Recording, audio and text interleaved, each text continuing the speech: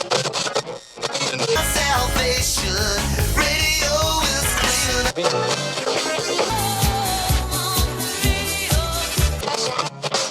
want to tell you about Texas radio and the Big B.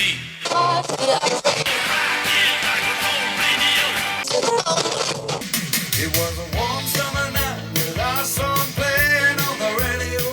Hi, Ted. Hello. Hello. You hear us fine? I can hear you fine. I'm Mike, and the guy at the bottom, I guess he's on the bottom of your screen too, No, is Billy. It didn't work. I'm over here on Okay. I didn't work on my screen anyway. Yeah. He handles all the technical stuff, All righty. does all the heavy lifting. So I appreciate you coming on. Did you take telecommunications at Valley? Yes, I did. Did you take TV? Yes. Did you take TV 19 with Henry Hartman? It was a night class? I probably did.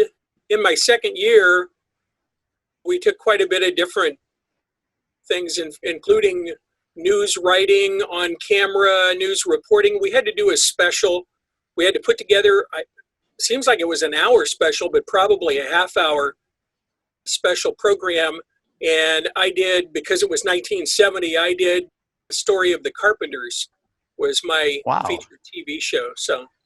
Yeah, I took that TV 19 class 2 years, 70 and 71. And it was just basically going in from 7 to 10 and running the programming and playing hearts and watching All in the Family on the TV backstage. And sometimes we do station breaks, but it was a pretty easy class. Yeah, I know they had me in the booth for a while, and then they made some changes with that. I did sports on the 6 o'clock news for quite a while. I filled in, and they liked it so well that they had me come back, and I think I anchored or co-anchored a time or two with McCusker, I think was the guy who was the main anchor on the TV show there. But yeah, we had quite a crew, and a lot of people went on to work in Los Angeles radio, and unfortunately a lot of them didn't have the stamina or needed a real job to support the family, and they finally passed and went to something else. You remember Ed Rothar, of course. Oh yeah. That's probably why the name of this program might sound familiar. Yeah.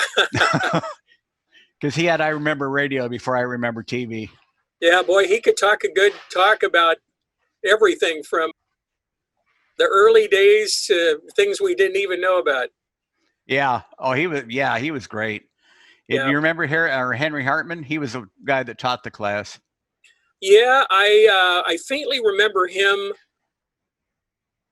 Lane, Mr. Lane, and what was the other guy's name? There were two guys that used to work for CBS in Los Angeles that were the main two TV guys in 69 and 70. And they pretty much, along with Hartman, they pretty much ran the TV division. Right. And, of course, Ed Rothar could overrule anything that anybody wanted to do or not do. So, and he did. And he often did, yeah. Yeah, I remember that. You know Chuck Street, that was Commander Chuck for KISS FM for he was a student there, and he got in trouble a couple of times with Rothar. One time he was calling himself the Naked Ape of Radio and claiming that he was doing his show naked. Well, he only took his shirt off, but Rothar came in and chastised him for even suggesting such a thing. You can't do that. What are you doing? Sure I can. I'm doing it. Yeah. And one time, I think he admits to putting a small take-up reel on the large classical music reel, and it got out of sync, and it sounded like it was, and he wasn't paying. Yeah, of course, Chuck was probably listening to one of the local stations or his own records from home. He had no idea it was sounding horrible on the air. But yeah, the wrath of Rothar, we used to call it. He'd come running in there and just, give you what for. Remember Doug DeRue? Oh yeah. No, Doug was unusually creative and way ahead of his time, I suppose. Or if with Boss Radio coming along, maybe you could say he was too late for what would have been a great jock in the 1950s. But I still stay in touch with Pat Shaughnessy, who was the general manager of KMEN in early 1970s. He later was the GM of KIQQ when Drake Chenault owned it in Los Angeles. And then he went to TM, the jingle company in Dallas, to head that. But Pat has often, whenever I talk to Pat, which is maybe once or twice a year, he always asks about Doug. He says, what, such a talented guy. Oh, he was. Yeah, and he, when he was on nights on KIQQ in Los Angeles, he drove from Bakersfield to do his show every night. So that tells you the kind of guy Doug was. He was committed. But well, he was a crack up too. Yeah, he kept us real entertained. Yeah, he was a card, and he was one of the few people that was welcome on both sides of the street at KMEN and KFXM. The staff on both sides knew him really well. At the same time? Pretty much, yeah. And he was a secret keeper. I mean, he would. I suppose if he were pressed, he might say that KFXM was a bit of a more of a favorite with him, because I think that's where they let him in the door first. Yeah. But yeah, and when you think back to how a lot of us got involved with the stations, how somebody on the staff was kind enough to say, hey, you want to come in and watch me inside instead of looking through the window outside?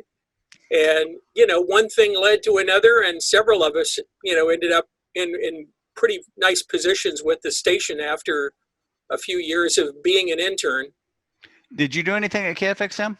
No, I was friends with people over there. Chris Roberts, who was the music director at KFXM when I was the music director at KMEN, we would often meet for lunch, and the record people would kill two birds with one stone, and they'd take us, but they weren't supposed to do that. And I don't think either of our stations probably would have liked the mixed conversations.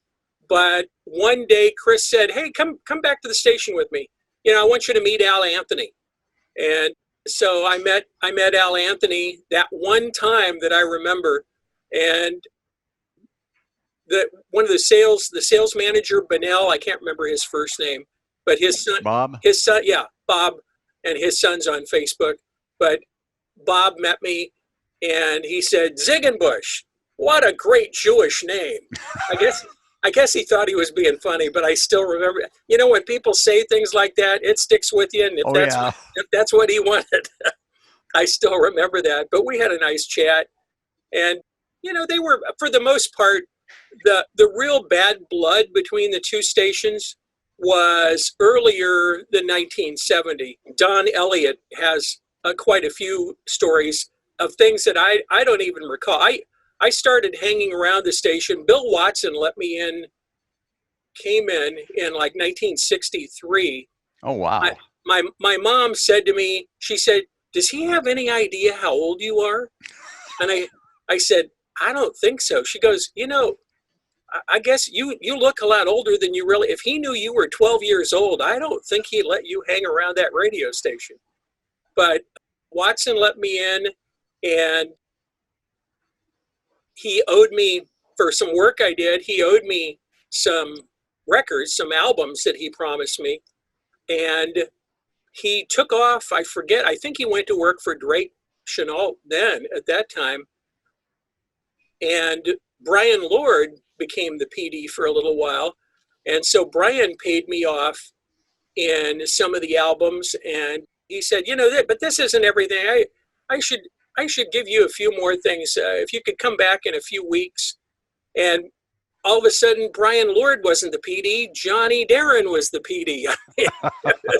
So there was a period there when there was a lot of turnover in the mid 60s, which it was sad for the people that really loved KMEN, because if you grew up with Huckleberry and William F. Williams and Bill Watson and all the original guys that took the station to its heights, one by one as they disappeared, it was tough on the audience who had considered them kind of part of the family.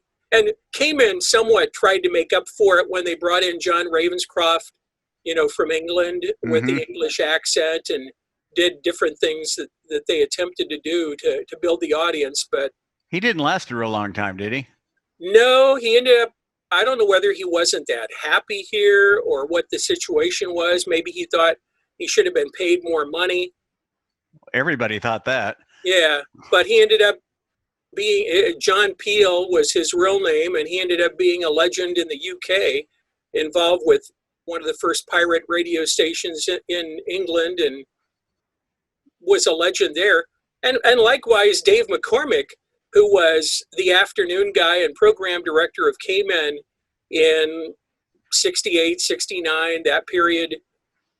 He left right before Christmas of 1970. Dave had worked for Drake Chenault in different markets with Boss Radio, and he ended up going back to Canada, which was his homeland, and he became like, he and Brian Lord both were like the Casey Kasems of Canada. After going back, after being in the U.S. and being on the radio here, they went back home, and I suppose you might call Brian Lord the Casey Kasem, and maybe you'd call Dave McCormick the Wink Martindale or something, but both of them were really well known in Canada for years after they left San Bernardino. It's amazing the talent that went through those two stations. Oh, yeah. I never met Ron Jacobs. People have asked me many times, did you ever meet Ron?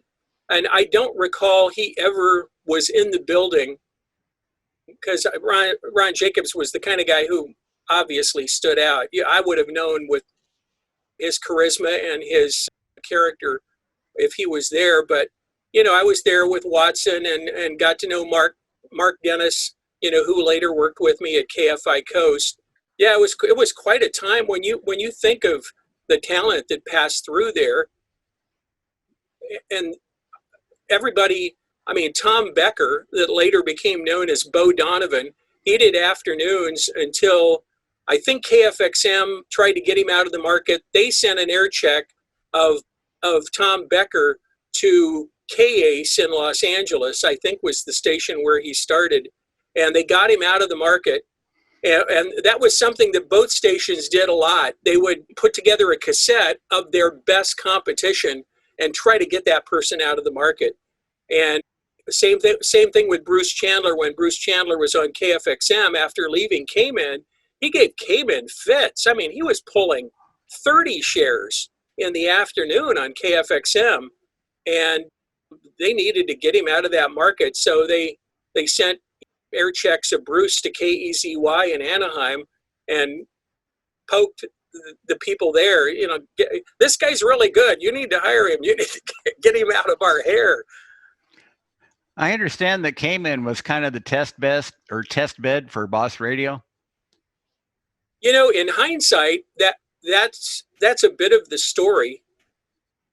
When you think about the formatics, though, of the two stations, and what is really sad is that we don't have a whole lot of air checks or recordings of the early days of KMEN. When I worked there, I was lucky enough to grab on to some of the things that were sitting around in the archives. They still had Huckleberry's Goodbye when he left the station. They had a little bit of Bill Watson on afternoons and some things like that. And I dubbed off what I could, but there's very little, because we didn't have cassette radios in those days. I don't even remember if people had the tape recorders. I think some people had wire recorders in the late 50s, early 60s, if anybody remembers those. But did you know Johnny Helm? Yes, Johnny was my main mentor at KMEN, because there was a gap between when Bill Watson let me in the building and I got to know Johnny Darren and Brian Lord, but I wasn't used that much around the station, and because I was so young, I wasn't taken that seriously. I was just kind of the little helper, the little young kid who was interested in radio. But Johnny Helm really took me under his wing, and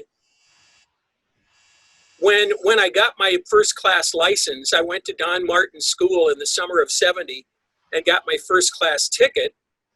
I was then eligible to be at the station by myself. I ran Casey Kasem, I ran AT40 on Sunday mornings for KMEN, and I ran the overnight show. I think Jay London may have been the overnight guy then. So I ran the overnight show and got off when Robert E. Walker came in to do the morning show. It would be my chance to go home and finally get some sleep. But I can't believe the crazy things that we did when we were young. I mean, you have a lot more energy. Johnny Helm's the guy who really got me more than just the foot in the door. People started taking me seriously.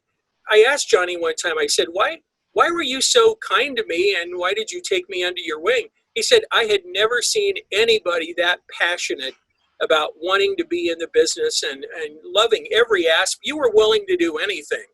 And I said, yeah, I mean, I wanted to be part of the gang and be on the air. So he was quite a guy, and I was able to somewhat return the favor a few times. I know at one point he was, I believe, doing news in Hawaii. This would have been mid to late 70s. And he said, I want to get out of here. I want to get back to the mainland. Do you happen to have any old air checks of me? And I don't remember. I don't think I did. But I was able to tip him off to a few things in the area that were available. And then, like decades later, he called me one day and he said, you know, there's a radio station out in Temecula that's looking for somebody. And the lady out there seems to be the person in charge, a little bit skeptical. And I mean, could you like put in a good word for me? Because she said, if you would call her, she'd talk to you. And so I talked to her, and I guess Johnny got the job there for a little while, but Johnny was one of the few people in radio that if he didn't see eye to eye with the way things were being run or the way things were going, it's like, I'm out of here. I can't be a part of this. I got to find something else that's more, the money was good, but we did it for the fun too. And if the fun was gone, it was like, time to move on. And so he wasn't at Temecula very long before he left there. I don't know if I mentioned this to you. You know who Susie Horton is? Jimmy Webb wrote had a group that she was in called the Contessas. And then when she left him, he did nothing but write songs about her leaving MacArthur Park. And by the time I get to Phoenix and Galveston. Well, it was a big deal for us. Otto's organization that did the Wassail song, that was a Christmas tune. That was really Jimmy Webb along with the San Bernardino Valley College Choir. Is what I was told. Who knows? I guess Jimmy could tell you the truth. But that was kind of the claim to fame when we were hanging around Valley College. And of course, KVCR, the radio station, had a show called Sweet and Swingin' during the day. And you played lots of Glenn Campbell in those days. So Jimmy's songs were starting to pop up and getting played. But he was like the ghost legend around Valley College. And at one point, when Chuck Street and I were running the top 40 portion of, which was called Super Session, I think it was called, the afternoon, everything had a title at Valley College in those days. But if you did the top 40 part, you were trying to think up ideas to make the college station sound a lot like KFXM or KMEN. At least that was our job, we thought. And Chuck said, we need jingles. He said, let's get Jim Webb. We can get Jim Webb to do jingles for us. And I said, do you know Jim Webb? No, but I mean, I'm sure if we contacted him, he'd be interested. And Jay London was doing overnights at KMEN at that time, and Chuck got Jay London interested. Unfortunately, it never came together to get Jim Webb to write jingles. I'm sure he thought we were all out of our minds, but. Was this after he had moved on? Oh yeah. It would have been late 1970. Oh, okay. Yeah. And although people would point to the big auditorium that was next to the radio station, they'd open the curtains and they'd say, see that big auditorium down there? That's where they have the cinematography class at night. but that's also where the Valley College choir sang with Jim Webb. I mean, so his name would come up all the time. Well, there was another name that I just found out about that grew up, went to school with Jim Webb and with Susie, Jim Messina. Oh, yeah. I didn't know that either until somebody, maybe you were the one who first mentioned it online. I thought, I didn't know that. I didn't either. Yeah. No, I mean, again, I knew a lot of the radio people and TV people. Vic Moreno, that was in the TV division. He went on to work at KHJ. And if I'm not mistaken, KHJ TV, and if I'm not mistaken, he worked on the show, was it called 9th Street West, the dance show with Sam Riddle, that was one of the DJs on KHJ, and he was involved in several of those projects there. And Miles Bush and his sister Bertie Bush, I think Bertie was on KFXM for a little while, and Miles was too. Miles went on to doing some TV work in Los Angeles for one of the stations there. So we had a lot of motivation. You'd hear these stories about these graduates that had moved on to bigger things, and you thought, man, if they can do it, I can do it. All I have to do is take the classes and keep showing up and learn everything I can learn. When you think about the prolific songwriters over the decades, people will think of Broadway shows, Rodgers and Hammerstein and things like that. But other than, Burt Bacharach, that worked with Carol Bayer Sager and several of the other people, and Elton John and Bernie Taupin, of course, is the obvious in pop music. But somebody that just came up with song after song after song around the radio station, even I would say, as early as like 68, when I really started hanging around there the most, on through my time there were all kinds of stories that were passed between DJs. They'd say, hey, did you hear the story of such and such? And, we were in that period also where Robert W. Morgan and the Real Don Steele had gone on strike at KHJ for more money. So wild amounts of money were being thrown around as to what they were asking and the benefits and the things they wanted in their contract and if they were going to come back, when they were going to come back. And a lot of it was rumors, but it's just kind of funny, the hallway talk that goes on between DJs in between songs. And if you remember, those were 3-minute songs. You had to be back in the room in 3 minutes. So you had to cut to the chase pretty quick with a story if you were talking to the guy on the air. One of the reasons MacArthur Park was popular because it was 7.5 minutes.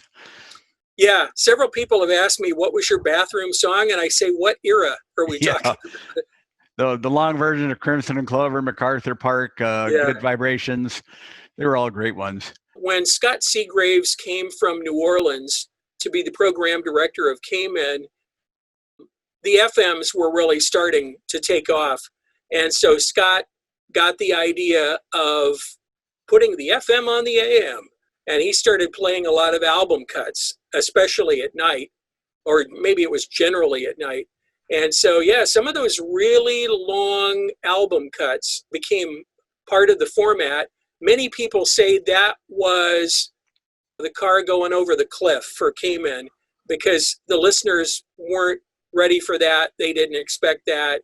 And that was pretty much the end for KMEN at that point. KFXM didn't follow suit. They kept chugging away with the basic top 40. And for a while, KFXM surpassed KMEN, and the legendary days of KMEN became kind of like lost in the dust. But then by that point, Cola was starting to show up with some decent numbers, and people started paying attention to the FM, and one thing led to another. And before you know it, radio had pretty much changed. I think we competed quite a bit in the late 60s trying to win contests on KFXM. Oh, yeah, I'm sure. Yeah, I keep reminding people, I said, do you remember when KFXM gave away every song that they played as a contest? And people go, what do you mean? How would they do that? I said, every song, I don't know if it was the first caller, the 10th caller, or 59th caller, whatever it was, if you were that caller, they would send you that song in the mail, or you could go get it at Sage's or wherever they had an agreement with. And I said, that's what got me started listening to KFXM. And I'm thinking it probably was even before KMEN came on the air. So it might have been, early 62. Some people remember that contest, but the joke, became, that's back before radio stations started giving away ballpoint pens and ball caps. They actually gave you something of value, something you wanted. Well, the thing I wanted was that GTO when they were giving it away in 1967. Oh, no kidding. I remember being too young for a lot of the things. My parents wouldn't let me go out and watch the walk back and forth because I was too young for March of Dimes. I did go to Paris Hill Park for the talkathon that they did, but several of the promotions were out of my league for my age. But when I was old enough, I got out there. Was it Ritchie Canyon where they had one of the KMEN claim stakes where they, claimed to have buried $5,000? Oh, yeah. And if you, because they didn't want you digging up property, they'd already run into problems with the treasure hunt earlier. So they changed the name a little bit. They called it the KMEN claim stake. And they probably had 1,000 people won a wooden stake, and you had a number on it that was your number, and you were allowed to put it in the ground where you thought the money was buried, and whoever came the closest within inches, they won all the money. I do. And that. I remember standing out in that field in Ritchie Canyon going, what are we doing out there? Thousands of people standing in the middle of a field in Ritchie Canyon, and the DJs were there, so it was a big deal. It was one of the last big promotions, because after that they got into even deeper water with those treasure hunt kind of things, with property damage from people thinking they were at the right place and looking for things, and crazy days. And the counter punch by each station to try to outdo what the other guy was doing. I remember most of my stuff from being at KMEN, but I mentioned on Facebook, I worked with Al Barnett, that was the Tiger trainer, that was Jocko's companion at KFXM with their mascot. And I thought I remembered the story right, but last night I asked my wife again. I said, so remind me, you had lunch, we had dinner several times with Al Barnett. Did he ever bring up the Tiger from KFXM? She said, only that one time that I recall. I said, yeah, that's the way I remember it too. He seemed a little sheepish about it. Of course, a job's a job. When you're working for a radio station, you do what they ask you to do. Right. But he was Jocko's handler, and my wife reminded me, he did mention about going out to crazy appearances with that silly Tiger. He had to be everywhere to make sure everything went okay and nobody got hurt. I said, you'd never be able to pull off something like that today, with an elephant or a monkey or a horse.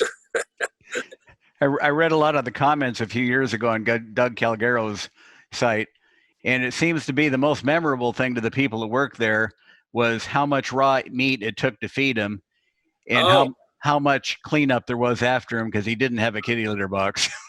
I believe it. Yeah. No, that was kind of crazy. And, I mean, KMEN had Bernard. People often ask, that little guy didn't have a name, did he? The little guy, muscular guy that they used to put on the record surveys. I said, oh yeah, his nickname was Bernard for San Bernardino. And I didn't know that. yeah, that was their. I mean, and there was no Bernard. I mean, they didn't drag this little guy around, muscular guy around. But that was their little mascot on their record survey that they put in the stores every week. Did you have an on-air name at KMEN? No, I was just Ted Ziegenbusch. In fact, people have found my jingle online. I guess it's on SoundCloud or a few different places. Probably thanks to Harley Davidson, who was the last guy in the building to grab any stuff, any memorabilia or historical stuff. And that's funny because when I was at KMEN, the regimes were changing so quickly, and there was such hard feelings about the history. Nobody wanted to hear how great KMEN was in the 60s if you were there in the 70s as the manager or PD or whatever. It's like, I don't want to hear about that. But those of us that grew up with it, I mean, that was everything to us. That's as soon as we got home, we turned the radio on and we listened to KMEN or KFXM. And the guys felt like family members, and we'd go to the appearances and everything. So when they literally, I haven't told too many people this, but while I was the music director in the 70s at KMEN, management started throwing stuff out. They said, we got too much junk in the library here. I said, what are you talking about junk? All these old KMEN entertainers, we got notebooks full of pictures of the Stones, at Swing Auditorium, and who wants this stuff? And I said, I do. Well, take whatever you want. We've already thrown a bunch of it out in the truck. So here I am, the music director of the radio station. I'm knee deep out in the dumpy bin out in the parking lot going through. I can't believe they're throwing this stuff away. And I'm loading up the trunk of my car. I said, you guys really, well, yeah, I mean, we're not going to throw records away, but we don't need all that stuff. So I'm trying to load up. So Doug, here's Doug Calgaro, who has probably every KMEN entertainer that ever existed. I ended up with a few, what I could grab that they were just trashing. But I thought, this is the history. This is why people like me and Doug DeRue got into radio. Yeah. And to you, it's ancient history and it's meaningless. But there are people who would love to look at this stuff. I dug out, somebody asked me the other day, and I went through, and I know Doug has much more stuff than I have. But I found, I guess her name was Wendy, the gal who knew the Stones, and she did interviews with Brian Lord every night before they came over, talking about who these guys were, and she knew the Beatles too. Wow.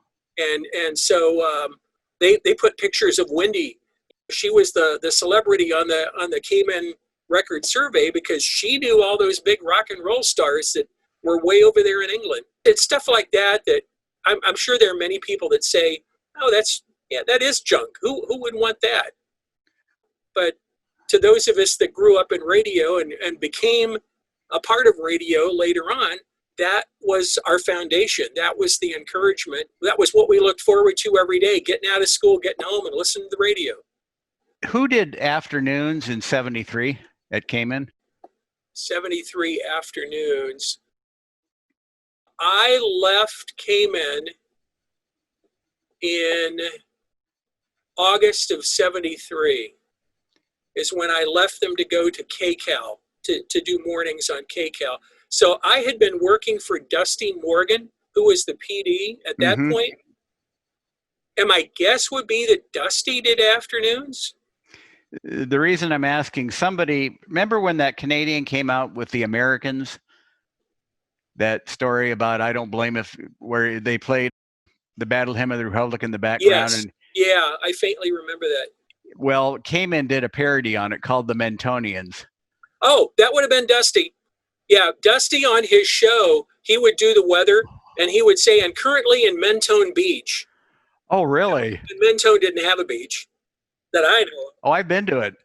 So I lived there. Oh, did you? Oh, yeah. Is there a good beach there? It's a gravel pit that fills with water. Oh, okay. Well, Dusty was the only one on the staff who found that funny. And he talked about Mentone all the time. After Dusty left KMEN, and I'm not sure what year he left because I left there in 73, and I think he hung around for a little while longer. He went back to Sacramento. He was legendary on KXOA up there, and I don't know, probably the AM instead of the FM. And so he went back to where he was the the town celebrity, and worked there for a lot of years. And I think he ended up going to one other station before he retired. We talked about that briefly. We went back and forth by email long before Facebook.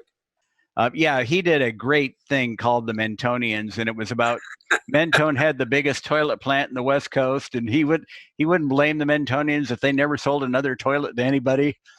And I called him a couple of times when he was on the air, and he told me the story behind it. He was invited to be the Grand Marshal of the Mentone Days Parade, and he said he went up there, and what impressed him most about it was a dump truck won first place as the best float. And it was just a dump truck. They didn't fix it up or anything. So he said he kind of enjoyed Mentone after that. And I do remember now that he told Mentone jokes, but yeah, oh, that'd be great.